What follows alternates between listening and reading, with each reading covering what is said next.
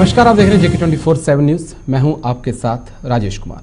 तो चलिए आपको रामानुजाचार्य के बारे में जानकारी देते हैं कि आखिरकार वो कौन थे और उन्होंने क्या क्या ऐतिहासिक काम जो हैं वो किए हैं। दरअसल पीएम मोदी ने स्टैचू ऑफ इक्वालिटी के माध्यम से देश और दुनिया को एक संदेश दिया है। दरअसल रामानुजाचार्य स्वामी का जन्म 1017 में तमिलनाडु के त्रिपुरेंद्रबुदुर में हुआ था, जहां उनके माता का नाम कांतिमती और पिता का नाम केशव था। भक्तों का मानना है कि अवतार स्वयं भगवान आदिश ने लिया था। उन्होंने कांची अद्वैत पंडितों के अधीन वेदांत में शिक्षा प्राप्त की और विशिष्टाद्वैत विचारधारा की व्याख्या की और मंदिरों को धर्म का केंद्र बनाया। रामानुज को यमुनाचार्य द्वारा वैष्णव दीक्षा में दीक्षित किया गया था। उनके परदादा अल बंडारू श्रीरंगम वैष्णव मठ के पुजारी थे। नाम्बी नारायण ने रामानुज को मंत्र दीक्षा का उपदेश दिया। तिरुकोष्टियारू ने दै मंत्र का महत्व समझाया और रामानुजम को मंत्र की गोपनीयता बरकरार रखने के लिए कहा। लेकिन रामानुज ने महसूस किया कि मोक्ष को कुछ लोगों तक सीमित नहीं रखा जाना चाहिए, इसलिए वह पुरुषों और महिलाओं को समान रूप से पवित्र मंत्र की घोषणा करने के लिए श्रीरंगम मंदिर गोरपुरम पर चढ़ गए। तो 10 पॉइंटों के जरिए हम आपको सब कुछ समझाते हैं।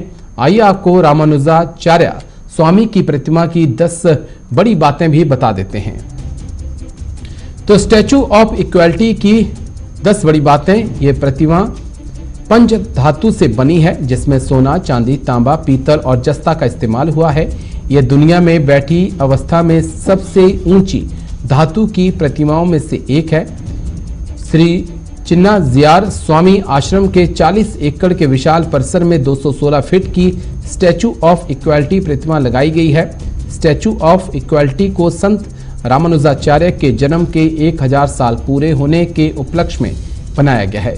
परियोजनाओं की कुल लागत लगभग 1000 करोड़ है। दूसरी मंजिल पर लगभग 3 लाख वर्ग फुट क्षेत्र के रामानुजाचार्य का मंदिर है, जहां पूजा के लिए उनकी 120 किलो सोने की मूर्ति स्थापित की गई है। स्टैचू ऑफ इक्वालिटी का उद्घाटन रामानुजाचार्य की वर्तमान में जारी 1000वीं जयंती समारोह यानी कि 12 दिवसीय श्री रामानुज सहस्त्रवदी समारोह का एक भाग है। मूर्ति के पास दुनिया के सभी देशों के झंडे लगाए गए हैं। ये धर्म, जाति और पंथ सहित जीवन के सभी पहलुओं में संत के विचार के अनुसार प्रस्तावित है। 14,700 वर्ग फुट की ऊपरी मंजिल पर एक वैदिक डिजिटल पुस्तकालय और रिसर्च सेंटर भी है।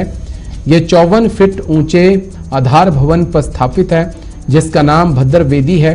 इसमें वैदिक डिजिटल पुस्तकालय और अनुसंधान केंद्र, प्राचीन भारतीय ग्रंथ, एक थिएटर, एक शैक्षिक दीर्घा है। चलिए अब आपको बताते हैं कि आखिर संत रामानुजाचार्य स्वामी का जीवन कैसे गुजरा और किन परेशानियों का सामना करते हुए उन्होंने अपने जीवन को आगे बढ़ाया। दरअसल संत रामानुजाचार्य का जीवन काल 120 वर्षों का था। उन्होंने 1137 ईस्वी में अपने शरीर का त्याग किया था। वैष्णव समाज के प्रमुख संतों में उनका नाम लिया जाता है। 16 वर्ष की उम्र में उन्होंने विद्वान यादव प्रकाश को कांची में अपना गुरु बनाया। हालांकि वो अपने गुरु के अद्वैत वेदांत के सिद्धांतों से सहमत नहीं थे। उन्होंने तमिल के अलवर परंपरा के संतों नाथ मुनि यमुनाचार्य के नक्शे कदम पे चलने का निर्णय लिया। उन्हें विशिष्ट अद्वैत सिद्धांत का जनक माना जाता है। समाज सुधारक थे संत रामानुजाचार्य। रामानुजाचार्य ने जाति विभेद के खिलाफ महाअभियान चलाया और महिलाओं को सशक्त करने के लिए जीवन भर परिश्रम किया। इस्लामी आक्रांता जब भारत में पांव पसारने लगी थी, ऐसे में उन्होंने भारत की जनता के भीतर की धार्मिक भावनाओं को प्रबल किया। उन्होंने हर वर्ग के लोगों के बीच मुक्ति और मोक्ष के मंत्रों के बारे में सार्वजनिक रूप से जानकारी पहुंचाई। उनका कहना था कि ये चीजें गोपनीय नहीं रहनी चाहिए, सभी वर्गों के लोगों को इसका लाभ मिलना चाहिए। बाबा साहब डॉक्टर भीमराव अंबेडकर ने लिखा है कि हिंदू धर्म में समता की दिशा में संत रामानुजाचार्य के महत्वपूर्ण कार्यों के लिए 1000वीं जयंती पर डाक टिकट जारी करते हुए प्रधानमंत्री मोदी ने इसका जिक्र भी किया। उन्होंने गैर ब्राह्मण कांचीपुरण को अपना गुरु माना। उन्होंने धनुदास नाम के पिछड़े समाज के व्यक्ति को अपना शिष्य बनाया। अब समता का संदेश देने वाले रामानुजाचार्य की प्रतिमा पूरी दुनिया को उनके सिद्धांतों का साक्षात्कार करने की प्रेरणा देगी। वैसे आपको जानकारी दे दें कि संत रामानुजाचार्य ने वेदों की परंपरा को भक्ति से जोड़ा।